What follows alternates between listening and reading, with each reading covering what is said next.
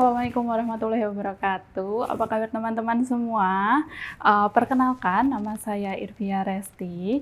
Saya akan membawakan sebuah materi untuk hari ini. Materinya sangat menarik sekali nih. Jadi hari ini kita akan ngomongin tentang food bioteknologi. Sebelumnya pernah dengar nggak sih teman-teman itu tentang food bioteknologi?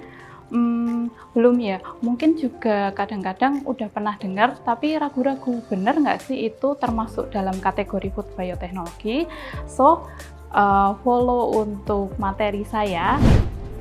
Jadi nanti di kelas bioteknologi pangan ini kita ada beberapa topik yang menarik nih yang bisa teman-teman ikuti. Yang pertama yang hari ini akan kita bahas adalah tentang pendahuluan, yaitu tentang introduction of food biotechnology. Kemudian yang kedua adalah tentang plasmid. Nanti kita akan mengenali berbagai macam plasmid beserta peranannya. Gimana sih cara kita untuk merekombinan plasmid. Kemudian yang ketiga adalah materi tentang enzim restriksi. Jadi nanti kita tahu nih enzim restriksi itu gunanya untuk apa sih di food bioteknologi. Kira-kira nanti enzim restriksi yang mau aku aplikasikan jenis apa sih? Nah nanti akan kita bahas di submateri enzim restriksi. Kemudian bahasan terakhir di kelas bioteknologi pangan ini adalah tentang PCR. Jadi PCR ini adalah salah satu metode analisis untuk mengetahui apakah produk pangan itu merupakan hasil dari food bioteknologi atau bukan. Untuk yang pertama adalah tentang pendahuluan. Jadi kita mengenal dulu yang namanya food bioteknologi. Apa sih food bioteknologi? Jadi teman-teman bisa lihat kalau food bioteknologi itu adalah pemanfaatan dari organisme, kemudian beberapa part atau beberapa bagian dari organisme, kemudian di situ juga ada pemanfaatan dari biological processes. Jadi di situ ada hasil dari proses metabolisme organisme untuk apa? Untuk demi kebaikan kita semua. Dan dalam food bioteknologi ini kita akan berdiskusi tentang food bioteknologi di bidang pangan saja. Jadi ini adalah beberapa tipe dari food bioteknologi. Teman-teman bisa lihat ya, ada 4 macam tipe dari bioteknologi pangan. Yang pertama adalah konvensional bioteknologi atau bioteknologi sederhana tradisional yang dikembangkan udah dari zaman dulu, udah punya nih kita sebenarnya untuk mekanisme konvensional food bioteknologi.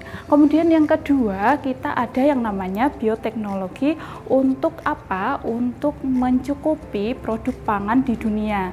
Nah, untuk tipe bioteknologi yang kedua ini akan khusus membicarakan tentang GMO atau produk-produk makanan yang mana di dalamnya ada modifikasi-modifikasi gen. Untuk apa? Untuk mencukupi kebutuhan pangan di seluruh dunia. Kemudian yang ketiga, kita ada bioteknologi untuk improve quality of fermented food. Jadi kalau kita tahu fermented food atau pangan hasil fermentasi itu dari dulu sudah ada, tadi termasuk dalam kategori yang pertama yaitu konvensional bioteknologi. Tapi untuk bioteknologi yang tipe ketiga yaitu untuk mengimprove, untuk memajukan lagi bioteknologi dari bioteknologi konvensional menjadi lebih baik lagi. Kemudian tipe yang keempat yaitu bioteknologi untuk improve human health. Maksudnya apa? Maksudnya adalah untuk memproduksi produk-produk pangan yang nantinya akan bisa berkhasiat untuk kesehatan. Contohnya apa? Contohnya di bidang medicine atau di bidang obat. Kemudian ini adalah contoh dari food bioteknologi konvensional. Jadi kita lihat di Indonesia itu banyak sekali berbagai macam produk pangan yang mana merupakan aplikasi dari food bioteknologi. Yang pertama contohnya ada tape. Tape kita ada 2 macam tape, yaitu ada tape ketan dan tape singkong.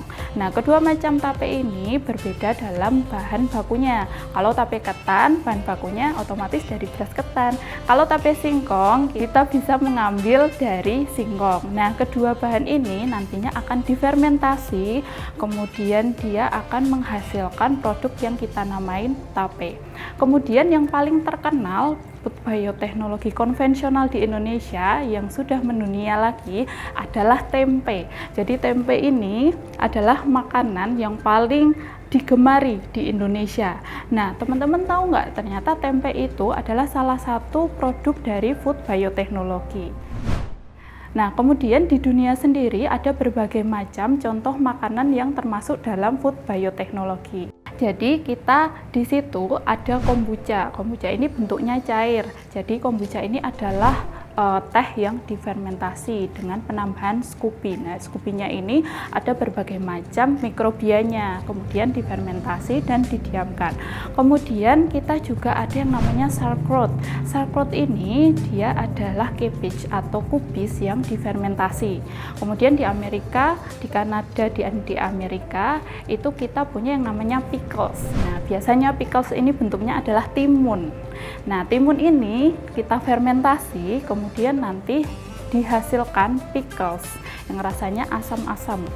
Nah, teman-teman semua yang generasi sekarang, generasi milenial, pasti tahu yang namanya kimchi. Kimchi ini juga adalah produk dari food bioteknologi. Jadi kimchi yang berasal dari Korea, yang ala-ala anak now, itu juga hasil dari rekayasa food bioteknologi. Nah, kemudian tadi kalau kita sudah ngomongin food bioteknologi, di situ masih banyak berbagai macam produk pangan yang termasuk dalam kategori food bioteknologi.